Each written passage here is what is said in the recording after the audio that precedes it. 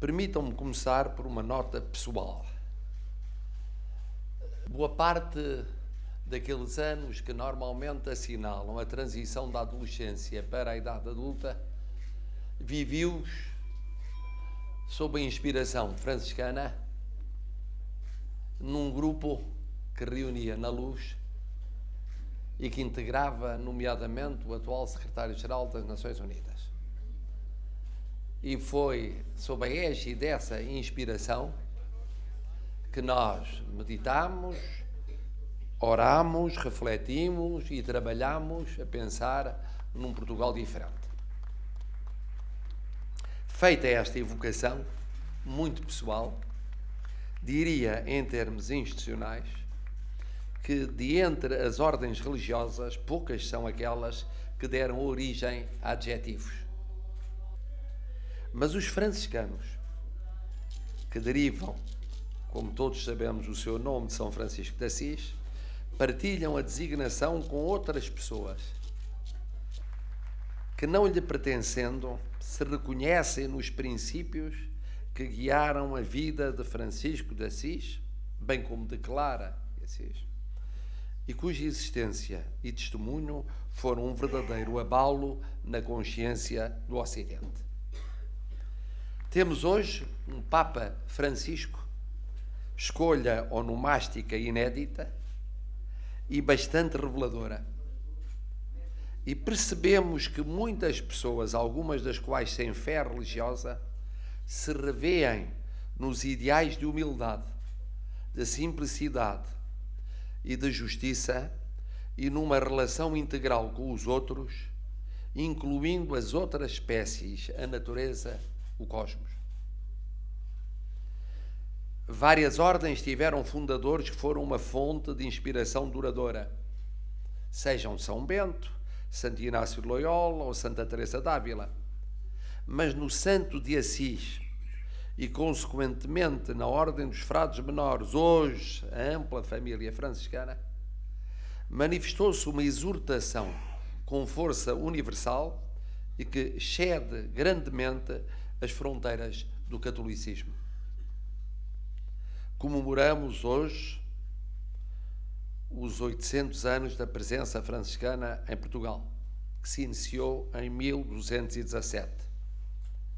Sabendo que a ordem foi fundada em Itália em 1209, percebemos quão velozmente, para os padrões da época, viajou este projeto de vida, este vai e reconstrói a minha igreja.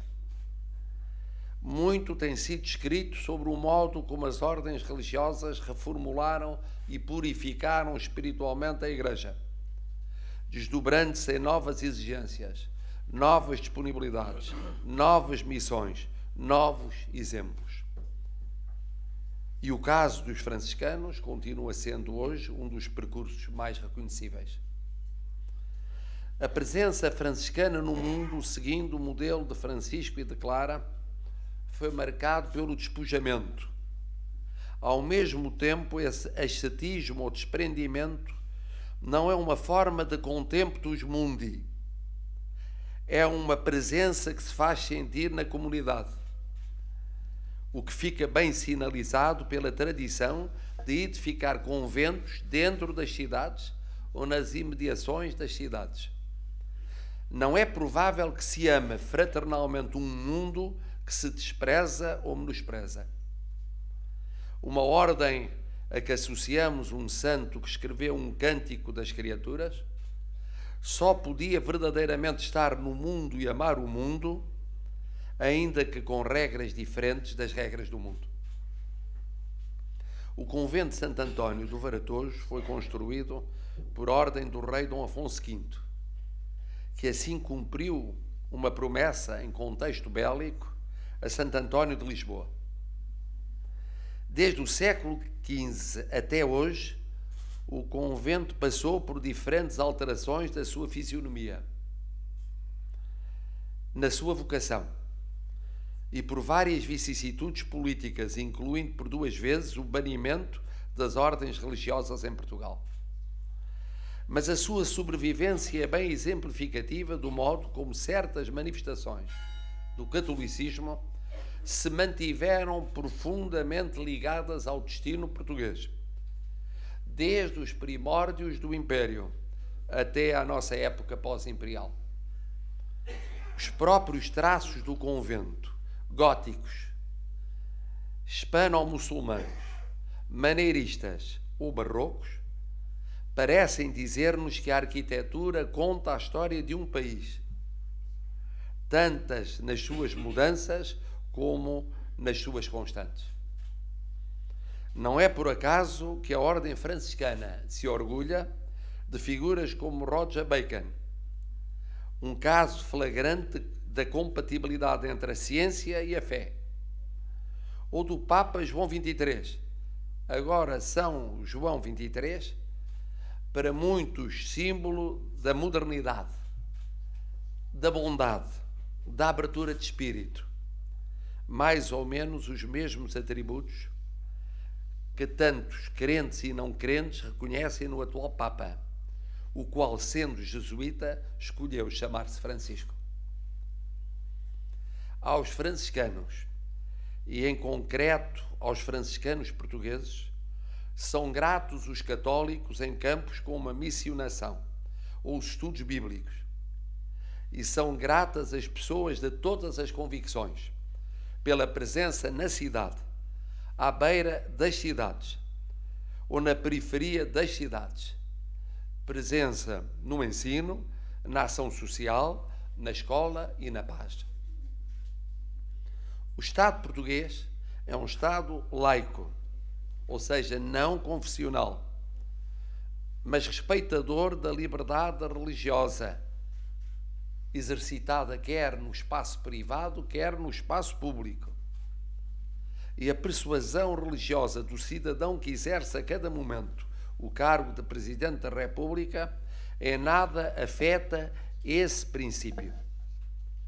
Mas o Presidente da República, como representante dos portugueses, nunca poderia ser insensível a este percurso de 8 séculos, um pouco menos do que a própria nacionalidade. 8 séculos em que os franciscanos simplesmente, fraternalmente, souberam estar à altura de um homem, Giovanni di Pietro di Bernardone, que escolheu chamar-se Francisco e que 800 anos depois ainda nos entusiasma como uma luz que brilhou sobre o mundo. E é precisamente por isso que o Presidente da República entendeu ser justo, em nome de todos os portugueses, seguindo uma orientação traçada em casos similares pelo seu antecessor, o Presidente Jorge Sampaio, em 1991, atribuir à família franciscana uma condecoração, o título de membro honorário da Ordem do Infante Dom Henrique, assim significando não apenas o trabalho exercido ao longo dos séculos em solo português, mas também em todo o mundo. Por tudo isso, vos estou, em nome de Portugal, muito grato.